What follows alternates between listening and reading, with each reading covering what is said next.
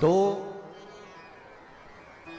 गुप्त नवरात्रे होते हैं, थोड़ा ध्यान देंगे। दो गुप्त नवरात्रे होते हैं। एक गुप्त नवरात्रा यही माघ के महीने में आता है। श्रृंगी ऋषि ने इस गुप्त नवरात्रे का बड़ा वर्णन किया। श्रृंगी बाबा ने इस गुप्त नवरात्रे के बारे में बहुत कुछ बताया, बहुत कुछ।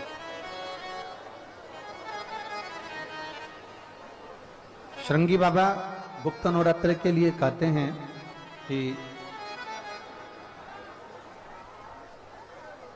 अगर इस गुप्त नवरात्रे के अंतर्गत 9 लाल फूल,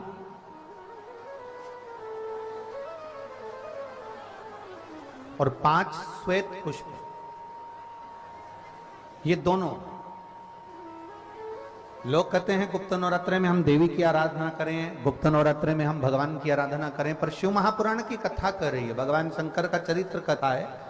अगर आपने देवी भागवत का स्मरण किया हो या भगवान शिव की एक पवित्र आनंदमय कथा स्कंद पुराण के काशी खंड में अगर सुनी हो या उसमें भी नहीं पढ़ पाए हो तो श्रृंगी ऋषि के चरित्र में आता है। श्रृंगी बाबा ने वर्णन किया है कि किसी भी स्थान पर, किसी भी स्थान पर यदि हमारे घर में 2 शिवलिंग है, नहीं है, तो किसी अपने घर के गमले में, बगीचे में 2 पार्थिव लिंग का निर्माण करें। 2 पार्थिव लिंग, उसमें एक शिव जी का स्मरण करें और एक में माता पार्वती जी का स्मरण। देवादिदेव महादेव के 2 स्वरूप, 2 लिंग प्रकट कर कर एक पर 9 पुष्प लाल और एक पर श्वेत पुष्प 5 समर्पित करें, बाबा की आराधना करें, घी का दीप लगाएं, पूजन करें और बाद में उन शिवलिंग को, उन पुष्पों को विसर्जन करें। किसी भी नदी में, तालाब में, बावड़ी में, अगर वहां नहीं विसर्जन कर सकते हैं तो किसी वृक्ष के नीचे उनका विसर्जन कर दें। पर ये नवरात्रे, ये जो गुप्त नवरात्रे हैं, इस माघ महीने में जो गुप्त नवरात्रे आती है, इसी के अंतर्गत इसका पूजन है। एक बार हमने पहले वर्णन किया था, जिसके यहाँ संतान नहीं होती उसके लिए भी पहले इस माघ महीने में जो गुप्त नवरात्रे आते हैं उसका स्मरण कराया था। कैलाशी अविनाशी है शिव, शिव तत्व का है। आप जिस भाव से, जिस भाव से आप भगवान को रिझाते हो, भगवान उस भाव से अपने भक्तों के करीब पहुंचता है। भक्तों के, यमुना जी ने पार्थिव शिवलिंग का निर्माण किया। केवल चाहे गुप्त नवरात्रे हो, चाहे सर्व नवरात्रे हो, केवल देवी की आराधना कर रहे हैं और सोचें कि हम माता जी की आराधना कर रहे हैं और माता जी हम पर प्रसन्न हो। शिव महापुराण की कथा कहती है, कोई सी भी नवरात्रे में अगर आप शंकर भगवान की आराधना के साथ देवी की आराधना करेंगे तो शिव महापुराण की कथा कहती है महादेव शिव और शक्ति दोनों ही कृपा जरूर करते हैं। ये निश्चित है, निश्चित है।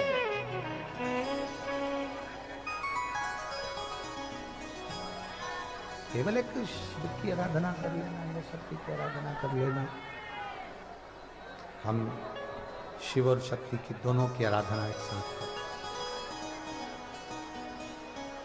हम शिव और शक्ति की दोनों की आराधना, दोनों की आराधना। और हम तो एक बात बहुत अच्छे से कहेंगे, शिव महापुराण की विद्येश्वर संहिता में लिखा है, जो एक बार मुख से श्री शिवाय नमस्तुभ्यम बोलता है, उसके मुख का दर्शन करने पर मात्र 1000 अश्वमेध यज्ञ का पुण्य फल प्राप्त हो जाता है।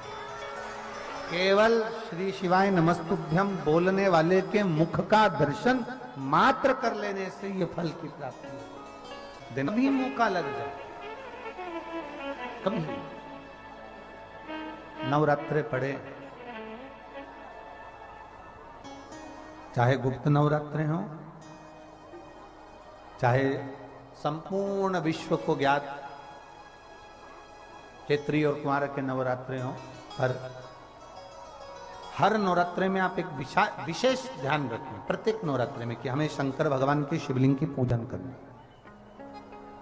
और एक और बात समझ लें, दो शिवलिंग का निर्माण नहीं भी कर सकते हैं तो एक शिवलिंग का निर्माण करें और उस शिवलिंग के पास में ही एक छोटा सा मिट्टी का ढेला रखकर मां जगत जननी जगदम्बा का भी पूजन कर सकते। आपको नहीं बनाना दो शिवलिंग, तो एक शिवलिंग एक मिट्टी का थोड़ा सा।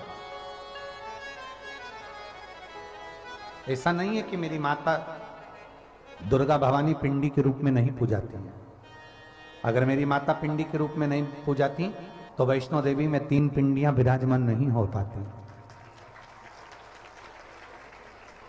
जितने जितने शक्तिपीठ हैं, आप प्रत्येक शक्तिपीठ में दर्शन करने के लिए जाएंगे तो वहां पर भी आपको पिंडी का दर्शन होता ही है,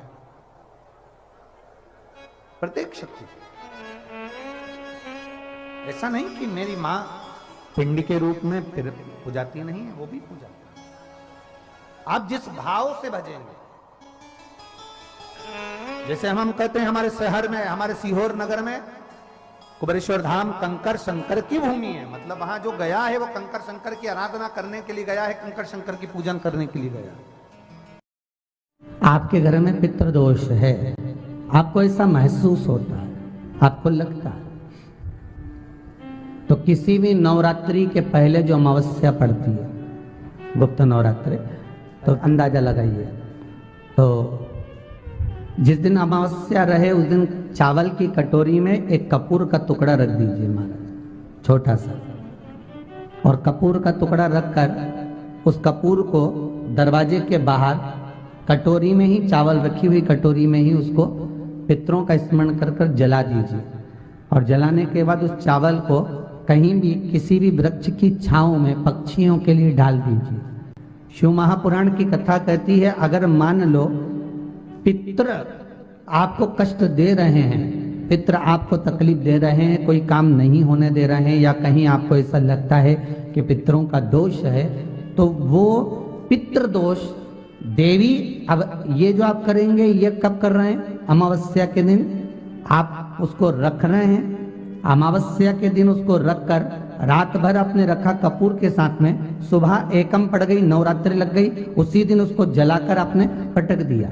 अर्थात उससे देवी और पितृ इन दोनों का आशीर्वाद जो प्राप्त होता है, तो घर में से पितृदोष समाप्त होकर लक्ष्मी की वृद्धि प्रारंभ हो जाती है, कार्य में सिद्धता आ जाती है। मान लो अगर पितृदोष है तो करो, नहीं है बड़े अलमस्ती से रहो। तो नवरात्रे में देवी जी की जो बाती लगाई जाती है वो लंबी लगाई जाती है। लंबी बाती का प्रमाण अलग होता है। लंबी बाती क्यों लगाई जाती है? भगवान के मंदिर में दीप में, देवियों की पूजन में, लक्ष्मी की वृद्धि के लिए। कौन से देवता के यहाँ लंबी बत्ती लगती है और कौन से देवता के यहाँ गोल बत्ती लगती है, उसका भी प्रमाण वर्णन। किसी देवी की पूजन करो तो लंबी बत्ती आती है, कुल देवता की पूजन करो तो लंबी बत्ती आती है।